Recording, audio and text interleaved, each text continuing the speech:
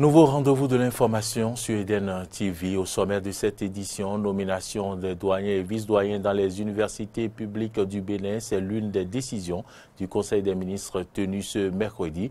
Vous suivrez le compte rendu dans ce journal. Existe-t-il des sanctions en cas du non-respect de la réforme de l'État instaurée en 2013 permettant la délivrance du certificat de qualification CQM aux apprentis au thème de leur formation? Élément de réponse dans ce journal. Le LBD peut-il servir au maintien de l'ordre?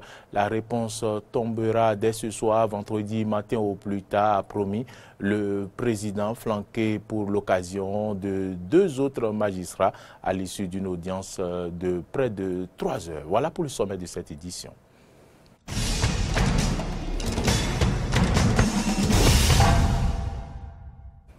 Madame, Monsieur, merci de nous préférer. Bienvenue dans ce journal. Atelier de dissémination et validation des résultats de l'évaluation stratégique sur les grossesses non désirées, les avortements et la contraception au Bénin. Et c'était dans la matinée de ce jeudi au ministère de la Santé. Une rencontre qui a pour objectif de trouver de nouvelles stratégies sociopolitiques pour lutter contre la mortalité maternelle, notamment celle liée aux avortements clandestins. On écoute ici le directeur du cabinet du ministère de la Santé qui a procédé à l'ouverture des travaux en lieu et place du ministre de la Santé. Il est au micro de Carole Olaye et Damien Pedro.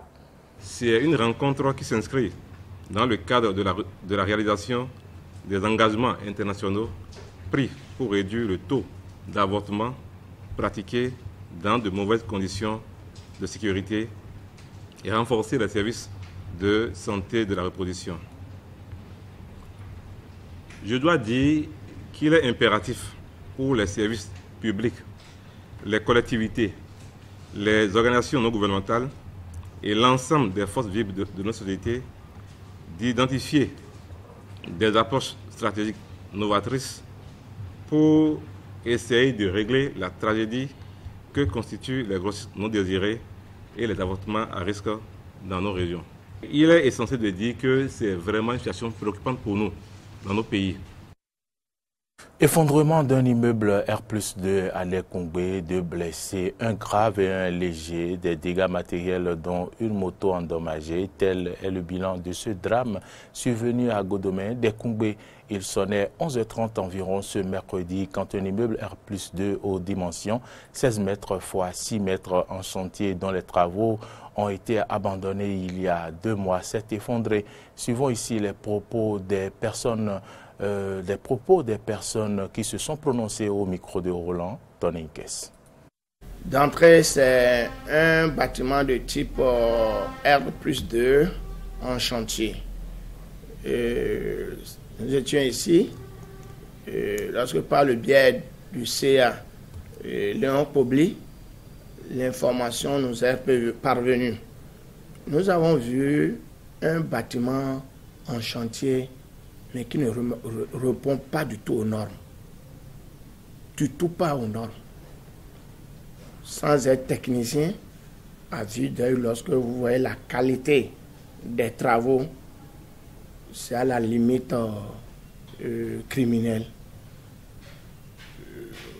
C'est une maison qui habite au moins 10 vies humaines.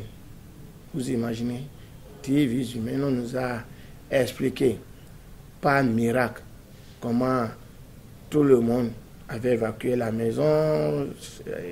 Les enfants étaient à l'école. Vous allez voir, il y a une école tout juste à côté. Tous les enfants étaient en classe. Et il restait 2 personnes. Leur maman en question, un locataire, plus un jeune homme qui a 6 enfants.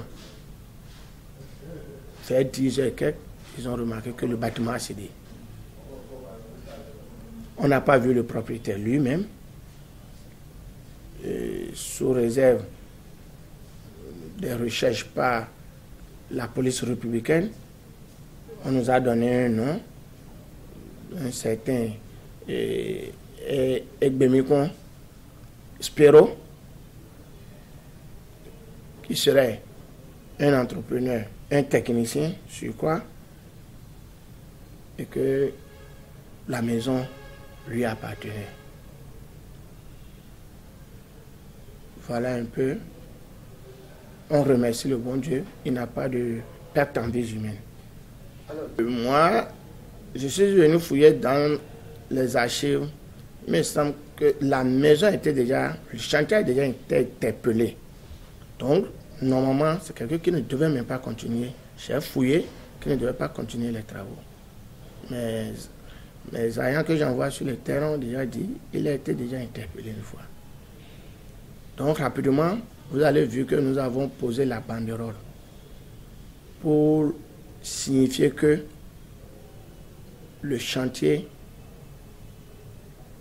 est arrêté définitivement d'abord. Nous avons en même temps délivré une invitation à l'intéressé, une convocation par la police républicaine pour qu'il puisse se présenter, pour qu'on puisse faire les constats et les contre-expertises pour pouvoir situer les responsabilités à chaque niveau. On devait le faire rapidement avant de... Vous avez vu que le bâtiment, une partie est sur la voie. On doit le faire avant de dégager tout ce qui est là. Vous venez donc de suivre Florent Ezrou, il est cadre de la mairie d'Abomey-Calavi. Il s'est prononcé sur cette situation des fondements d'un RE+2 à Abomey-Calavi, précisément à Dekoungbe. Nous passons à un autre sujet. Sous la présidence effective du chef de l'État, le Conseil des ministres s'est réuni ce mercredi 30 janvier 2019. Plusieurs décisions ont été prises au cours de ce rendez-vous hebdomadaire des ministres. Entre autres, renouvellement des instances de gouvernance, des unités de formation et de recherche des universités publiques du Bénin, prorogation du mandat des élus consulaires, des chambres interdépartementales de métiers et de l'Union des chambres interdépartementales de métiers du Bénin, fixation des prix des produits pétroliers pour le mois de février 2019 et plusieurs nominations ont été prononcées. Et suivons ici le compte rendu du ministre Oswald Omeki.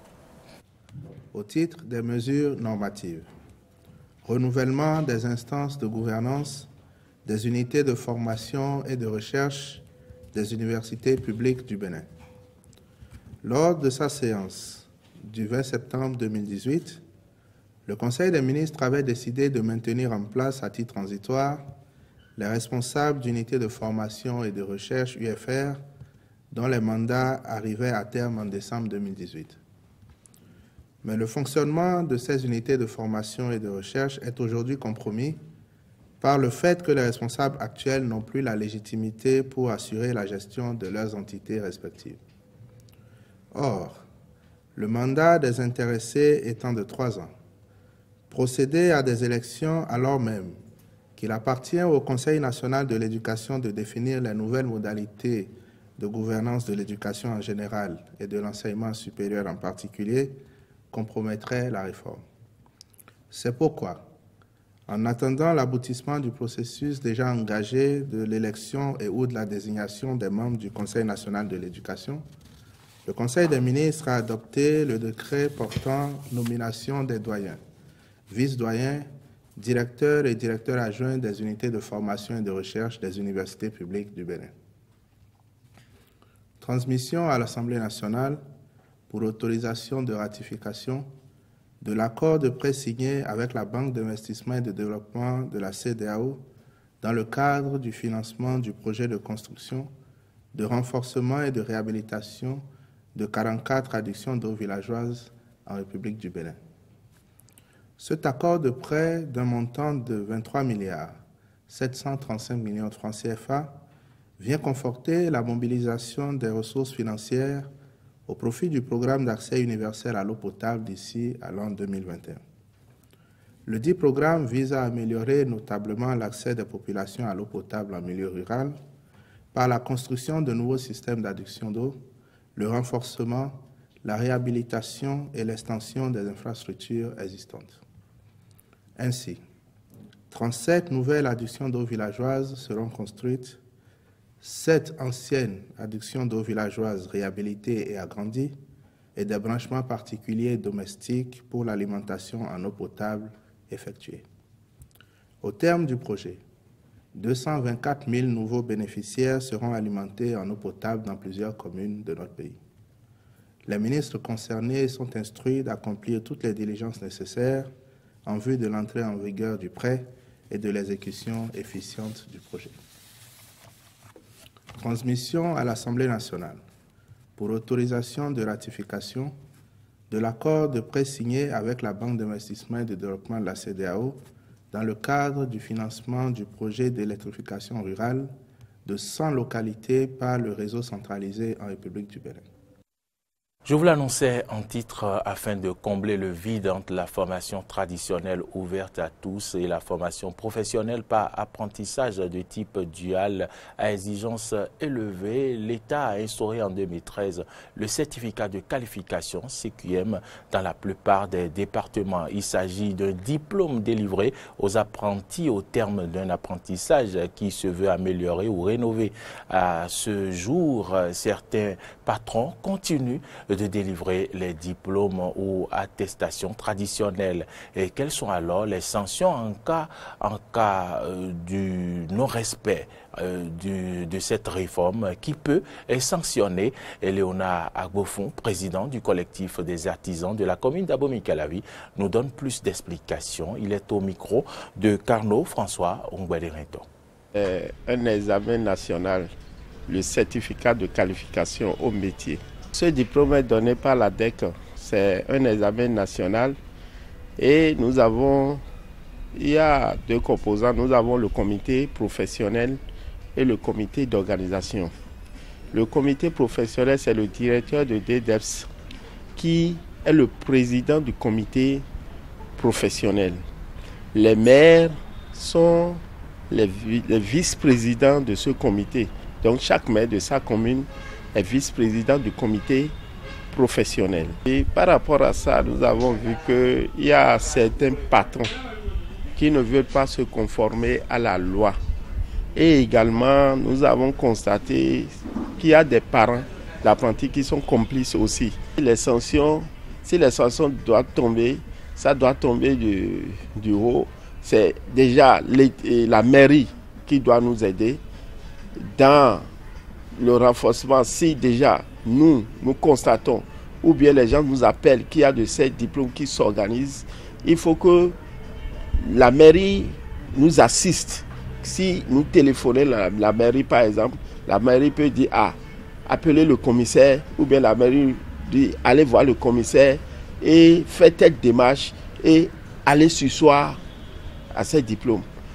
Autre registre dans ce journal, dans le cadre de l'organisation des élections législatives d'avril 2019, la Cour constitutionnelle aura peut-être à faire face à un éventuel contentieux électoral. Si l'on sait que cette institution est présidée par un ancien ministre du gouvernement, la tâche lui sera-t-elle aisée dans la gestion d'un contentieux électoral au cas où il surviendrait? Nous avons recueilli à ce propos les avis de quelques analystes politique que je vous invite à suivre dans cette analyse que nous propose Carole Olaye.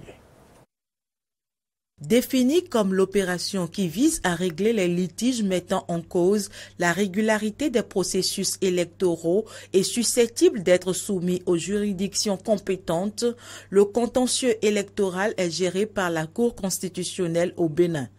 Une institution présidée aujourd'hui par un proche du président de la République, Patrice Talon, pour avoir été son avocat, son homme de main pendant la précédente présidentielle, puis son ministre de la Justice. Il s'agit de Maître Joseph Djogbeno. Cette proximité, ajoutée à un code électoral à polémique, doublée de la participation aux législatives de plusieurs blocs pro-gouvernementaux, suscite des spéculations sur l'impartialité de la Cour constitutionnelle dans la gestion d'un probable contentieux électoral.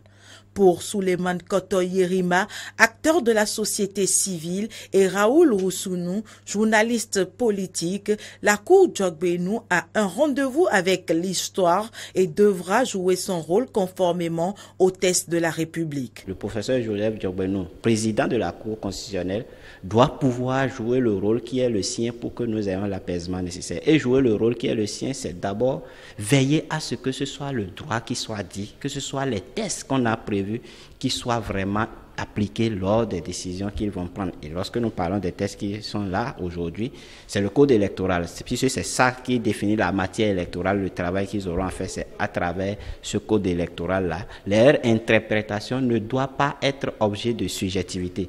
Ils doivent veiller à ce que l'analyse juridique qui doit être faite des différents articles de ces tests-là puisse être les plus objectifs possibles, de sorte à ce que les décisions qui sortent au terme du contentieux électoral soient des décisions acceptées. Parce que s'il ne veille pas à ce que ça soit ça, s'il laisse la subjectivité prendre le pas, s'il laisse les anciennes relations qu'il avait avec le pouvoir en place prendre le dessus, le risque qu'on encourt, c'est qu'on n'ait plus de république. Dame Concession Awensou, qui a été présidente de la Cour constitutionnelle, l'une des femmes quand même qui ont marqué l'histoire de cette institution, elle a été ministre de Kérékou avant d'être présidente de la Cour constitutionnelle. Donc c'est pour dire, c'est pas la personne de Djokbenou qui gérera le contentieux électoral, c'est une institution. Et je crois que nous sommes en démocratie et le respect de nos institutions, c'est ça d'abord qui est la base de notre démocratie. La Cour constitutionnelle a donc un grand défi à relever. S'il loupe le coche actuellement, c'est que l'ensemble du processus par la suite va être entaché et leur crédibilité sera mise en œuvre. Ils doivent veiller à ce que les influences extérieures qu'ils vont recevoir, les pressions qui peuvent venir du sommet de la République soient évitées au maximum de manière à ce que les décisions soient les décisions acceptées. Il n'a pas à faire autre chose. Nous, on lui demande qu'il nous applique la loi. Le reste, il peut avoir des difficultés avec ses relations particulières avec les uns et les autres, mais il aurait au moins appliqué la loi et sauvegarder la paix au niveau de notre pays. Moi, j'ai foi parce que c'est des personnalités d'un certain niveau quand même qui ont un sens républicain qui ont été choisis. Il y a eu des décisions de cette Cour qui n'ont pas été en faveur. Oui, des décisions de cette Cour qui n'ont pas été en faveur de ce pouvoir-là. Donc, moi, je crois que le travail se fera. Et s'il est ainsi fait, la Cour Djokbenou maintiendra le Bénin sur la liste des grandes démocraties en Afrique et dans le monde. Fixées pour le 28 avril 2019, les élections législatives au Bénin sont régies par des dispositions légales que le législateur a instaurées afin d'organiser ces échéances électorales.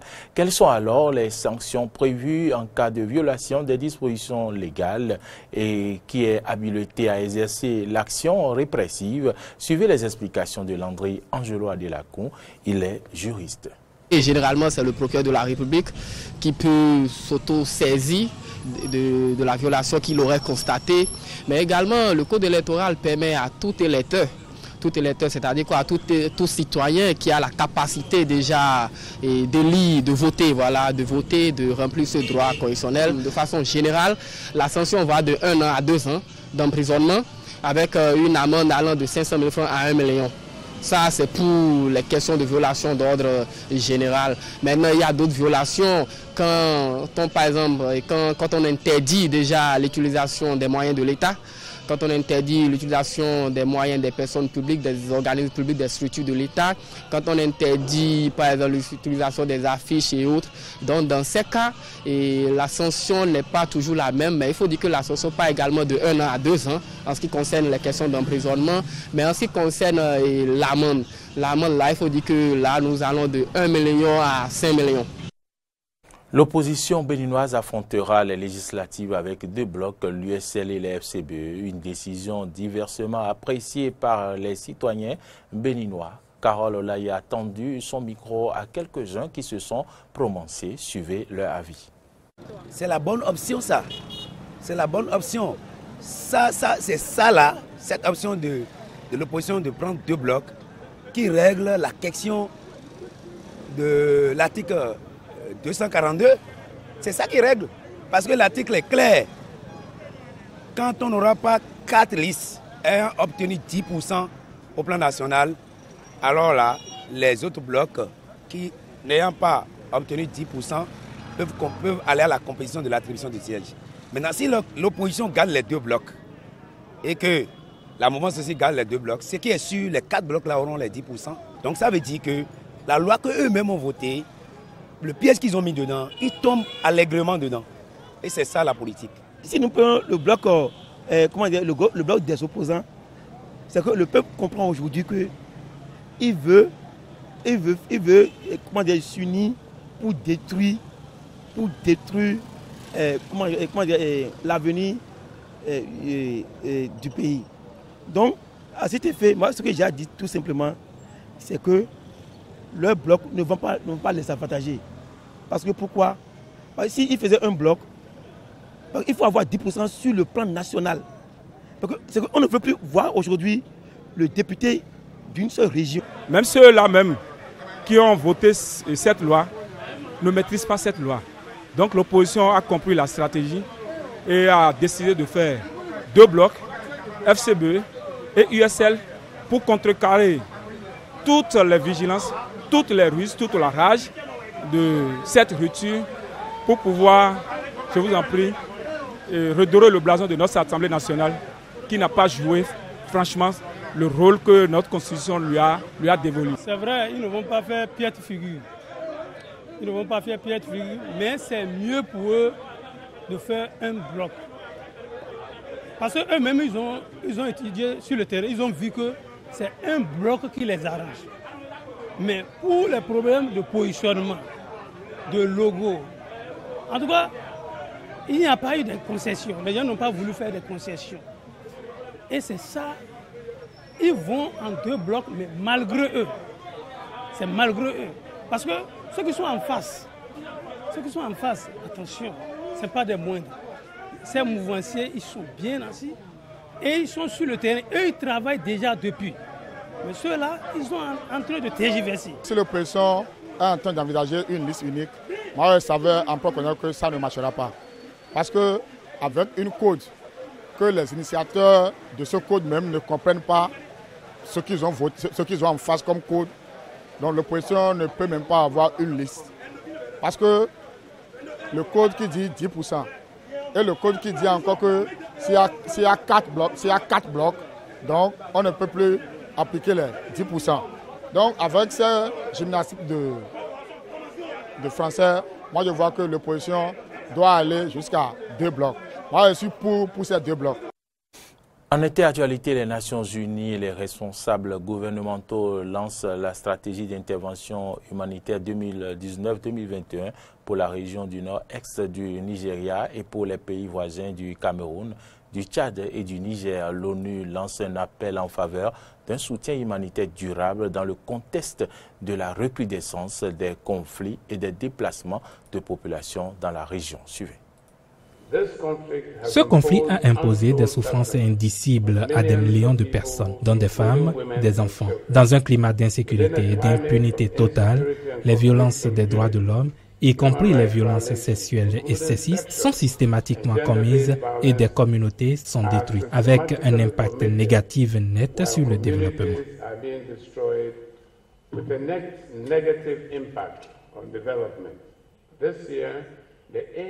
Cette année, l'objectif est de venir en aide à 6,2 millions de personnes dans les États de Borno, Adamawa et Yobe, avec un appel de 848 millions de dollars.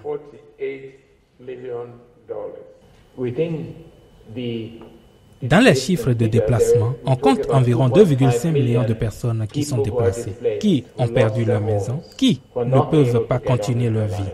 1,9 million de personnes déplacées à l'intérieur du Nigeria dans le nord-est, environ un demi-million au Cameroun.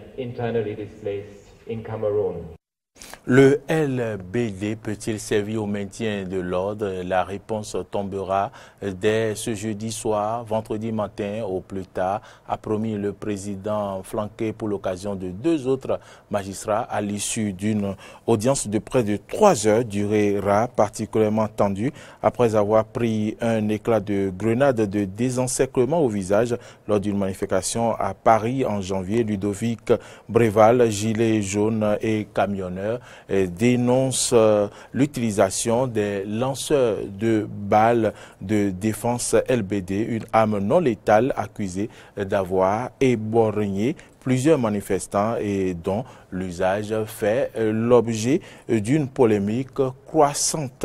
Écoutons ici les propos des victimes et de leurs avocats. J'ai su après, parce que moi j'ai rien vu en fait, j'ai rien vu venir dessus. Et apparemment la grenade est atterrie à 1,50 m de moi. Et je l'ai pris en pleine tête. J'ai eu la joue perforée, 17 points de suture dehors et 4 à l'intérieur de la bouche. Mais soit ils arrêtent de s'en servir, tant qu'ils ne savent pas s'en servir, ou ils annulent complètement l'usage du LBD. Parce que là, ça devient... Je pense que l'usage du LBD est fait d'une manière outrancière sur les manifestants des Gilets jaunes. Le LBD peut être gardé en cas de légitime défense si le fonctionnaire de force de l'ordre est attaqué par un... Eh bien, le pape François se dit heureux dans une vidéo diffusée jeudi, décrit une nouvelle page dans l'histoire des relations entre les régions en allant du 3 au 5 février aux Émirats Arabes Unis. Suivons ici un extrait de ses propos. Fraternité humaine et de rencontres de diverses civilisations et cultures. Je suis heureux de cette occasion que Dieu m'a offerte d'écrire sur votre chère terre une nouvelle page dans l'histoire des relations entre les religions, confirmant que nous sommes des frères tout en étant différents. La foi en Dieu unit et non divise, rapproche malgré les distinctions, éloigne de l'hostilité et de l'aversion. Que la fede in Dio unisce e non divide, pur nella distinzione. Allontana dall'ostilità e dall'avversione. Fin de cette édition. Merci à toutes et à tous de nous avoir suivis.